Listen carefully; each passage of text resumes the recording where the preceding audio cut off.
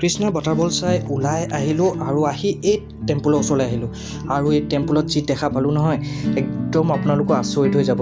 এই যে সন্মুখত ডাঙৰকৈ শিলটো দেখিছে, এই শিলটোত 158টা কাৰ্ভিং বনাই থোৱা আছে।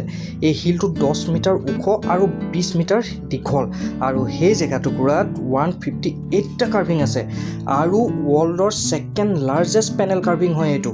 আৰু এই কাৰ্ভিংখিনি যদি ভালকৈ চাওঁ বুলি ভাবে 10-15 মিনিট সময় কেনেকৈ গুচি যাব গমেই নাপাব। আৰু এইফালে যদি লক্ষ্য কৰে, এইফালে এটা ডাঙৰ হাতী আছে আৰু ডাঙৰ হাতীটোৰ পিছতে এটা সৰু হাতী আছে আৰু এই ডাঙৰ হাতীটোৰ তলত এটা সৰু পোৱালি হাতী এটা গৈ থকা দেখাইছে। আৰু এইফালে দেৱতাসকলে তপস্যা কৰি আছে আৰু ওপৰলৈও দেৱতাসকল আছে। ইমান সুন্দৰকৈ এই কাৰ্ভিংখিনি বনাই থোৱা আছে। চ' ই ৱৰ্ল্ডৰ ছেকেণ্ড লাৰ্জেষ্ট পেনেল কাৰ্ভিং হিচাপে আখ্যা পাইছে।